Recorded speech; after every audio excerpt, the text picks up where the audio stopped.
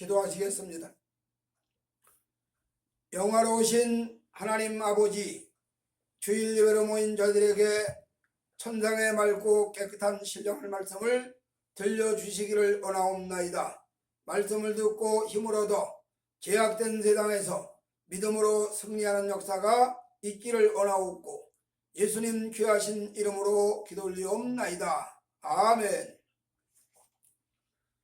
주일 예배로 모인 성도 여러분들에게 들려드릴 하나님의 말씀은 아모스서 5장의 말씀입니다.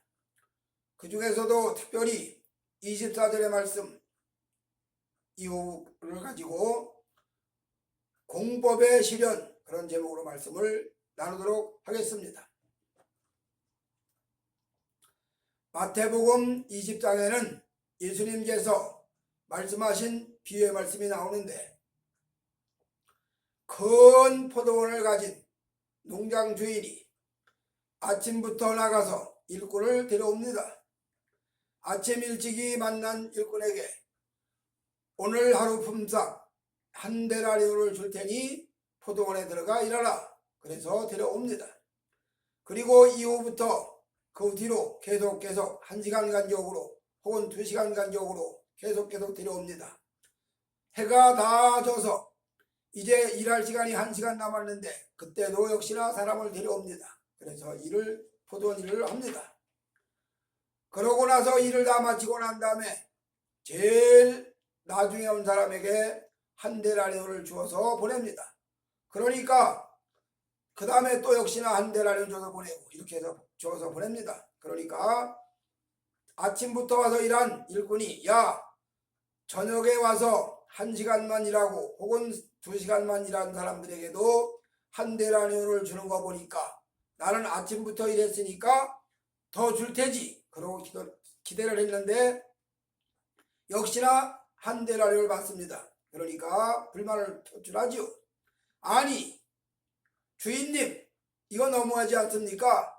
저 1시간만 일한 사람에게도 한 데나리온을 줘서 보내시더니 저는 아침부터 지금까지 더위와 땀과 수고를 견뎌냈지 않았습니까?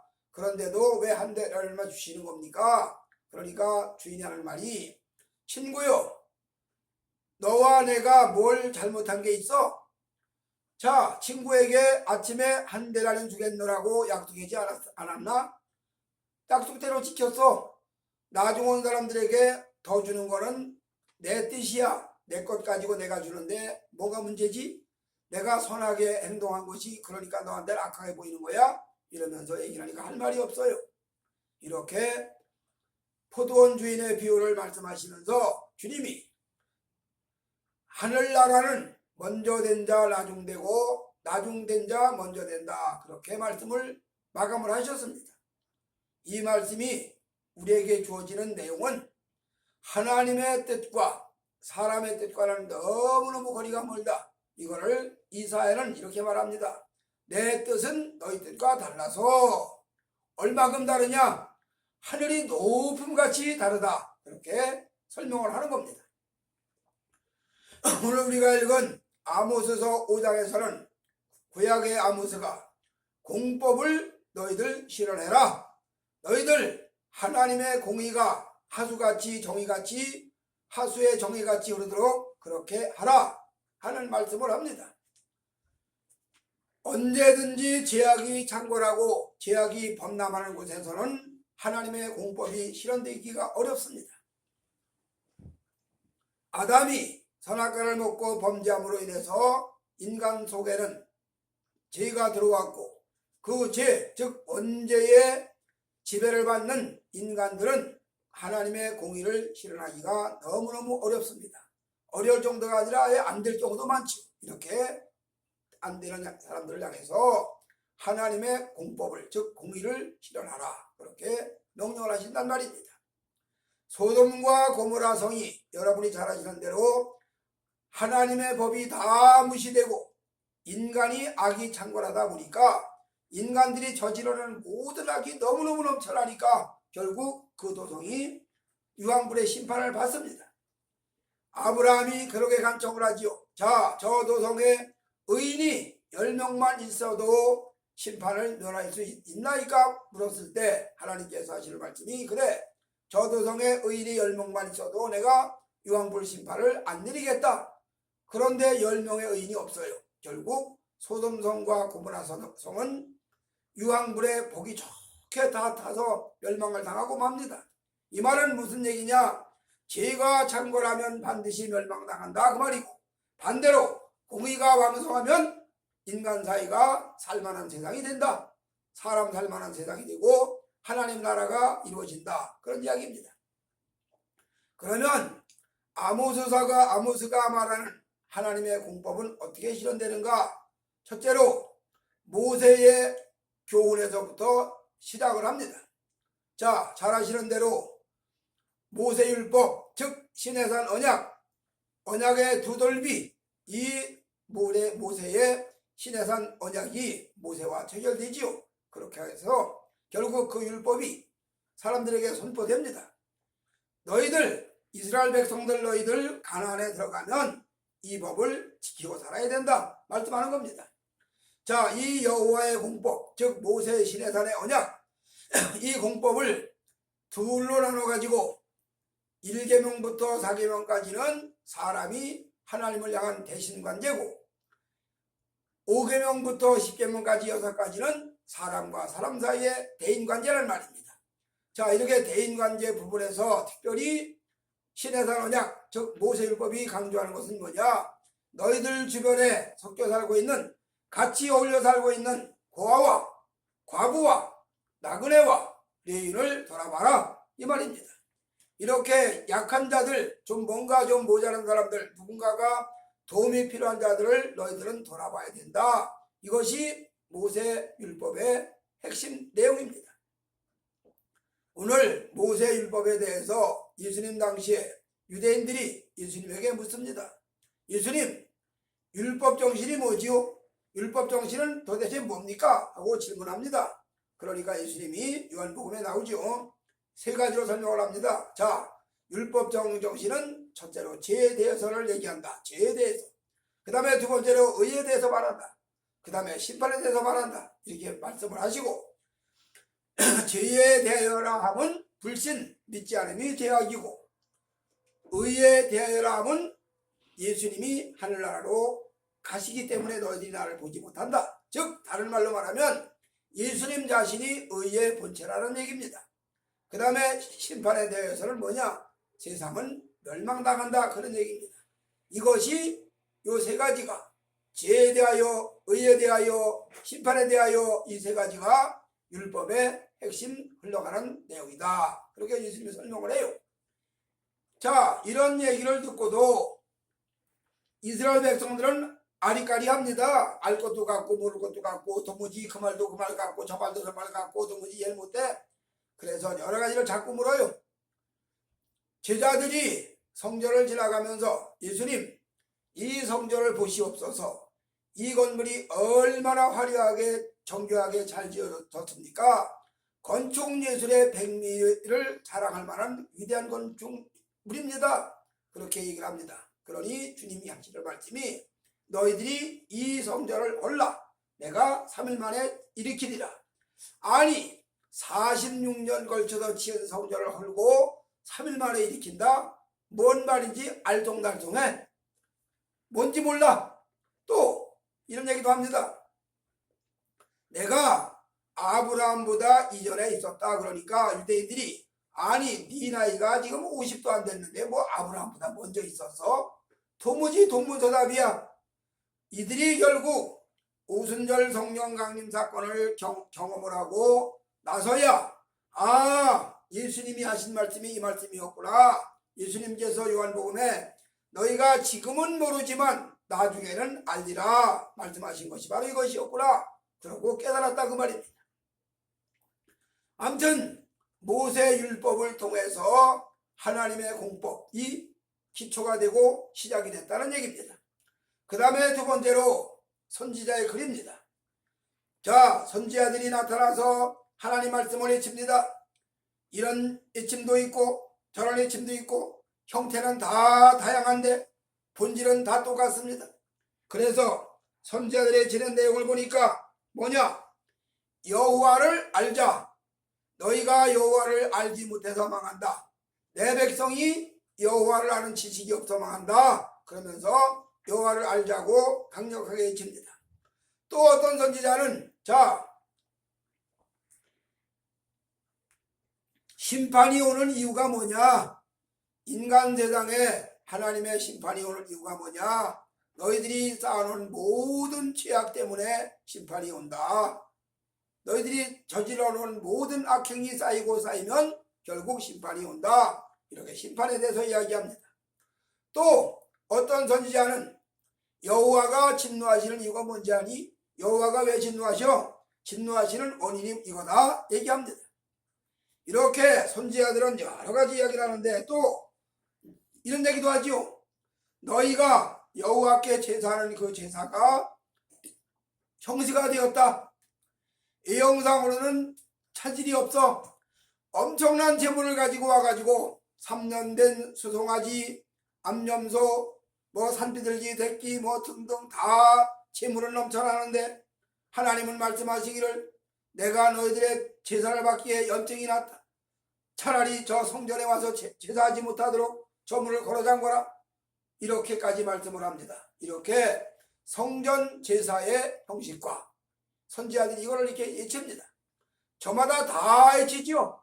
그래서 호세아는 이렇게 예치고 요엘은 저렇게 예치고 아모스는 이렇게 예치고 스바냐는 이렇게 예치고 등등 여러 가지 다 예칩니다. 그런데 형태는 모두가 다 달라도 본질은 하나다. 즉 하나님의 뜻, 하나님의 공의가 실현되는 거란 말입니다. 오늘 우리가 읽은 죄송합니다. 오늘 우리가 읽은 아모스는 뭘 외쳤냐? 하나님의 정의를 외칩니다. 하나님의 공의를 외쳐요.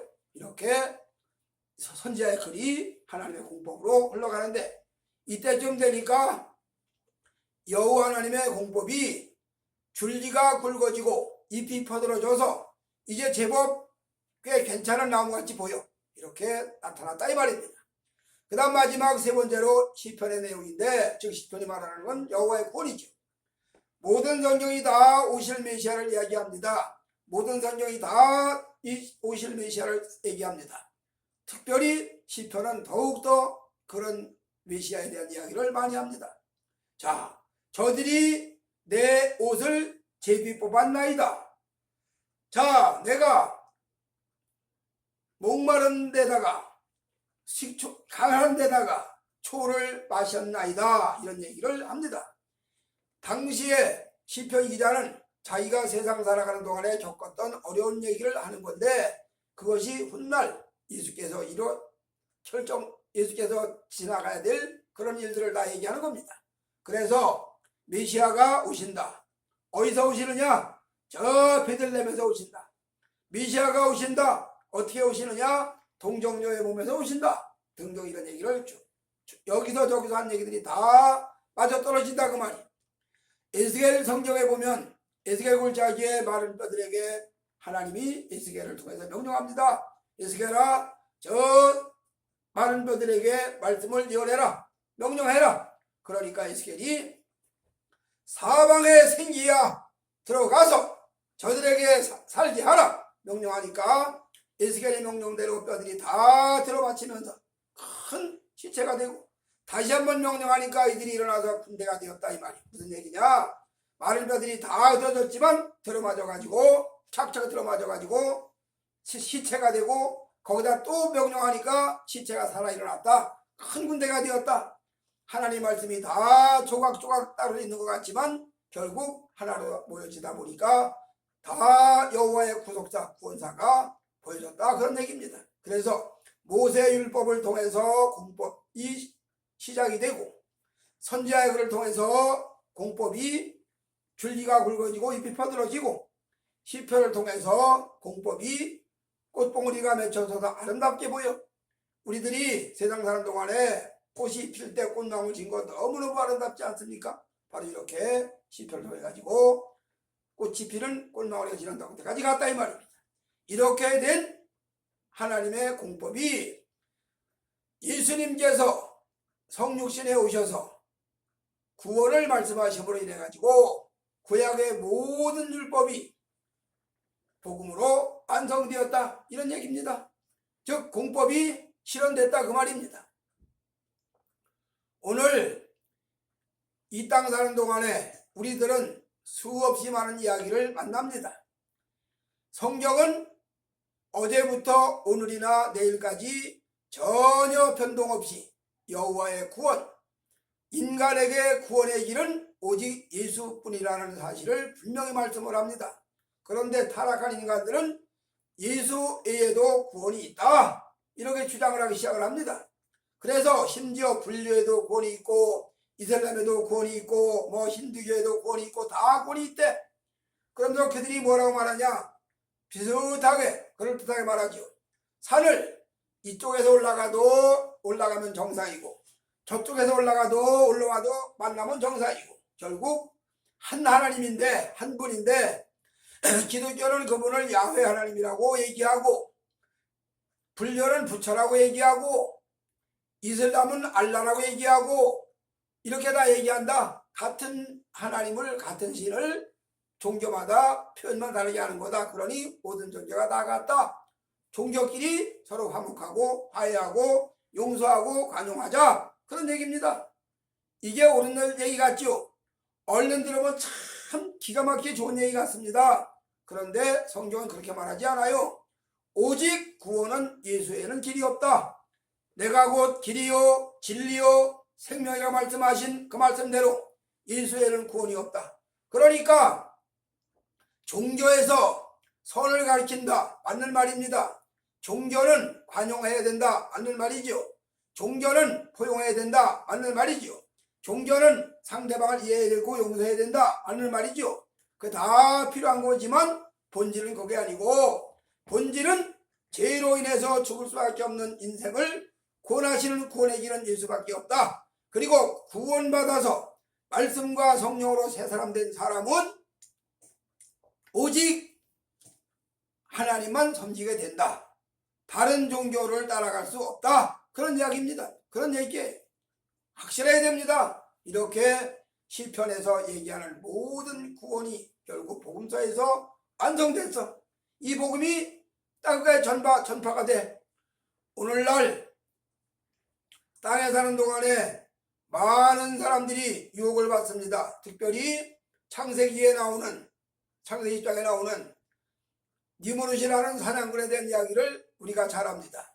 그 니무롯이 영걸이야. 당세의 영걸이고 아주 뛰어난 영걸이라고 했습니다. 그런 사람이 살다가 즉 당시에 지금 말로 말하면 임금이 돼가지고 지도자가 돼가지고 백성들을 통치하다가 어느 날 죽었어. 그리고 그 죽은 사람이 신이 됐다 이렇게 사람들이 추앙을 해. 그런데 문제는 또 더 웃기는 것이 뭐냐, 그 부인 세라미스라는 여인이 어느 날 임신을 했어. 그래놓고 아들을 낳았어. 뭐라고 얘기를 하냐, 자, 내 남편 니무롯이 죽어서 신이 되더니 그 신이 내게 찾아와서 나를 잉태시켜가지고 내가 그 신의 힘을 빌려가지고 이 아들을 낳았다, 담무스를 낳았다 이렇게 얘기를 해. 이걸 가지고 또 사람들이 다 속아가지고 니무롯도 신이고 세라미스도 신이고 여신이고 담무스도 신이고 이렇게 우상 숭배를 시작을 했다 그 말이야.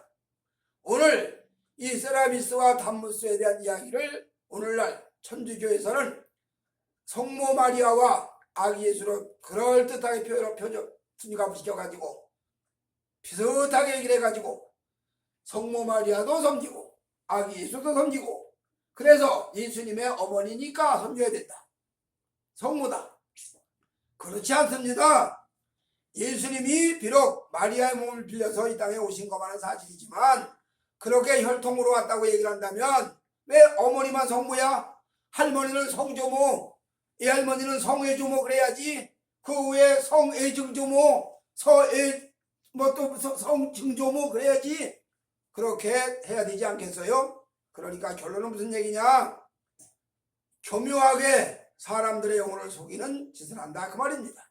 바로 WCC라고 하는 단체, WEL이라는 단체가 겉으로는 다 신자들이, 성으로 믿는 사람들이, 종교인들이 포용하고 관용하고 용서하고 이해하고 그렇게 해야 된다. 그러자니 모든 종교가 다 손에 손잡고 벽을 넘어서 하나가 되어야 된다 얘기하는데, 성경은 그렇게 말하지 않습니다.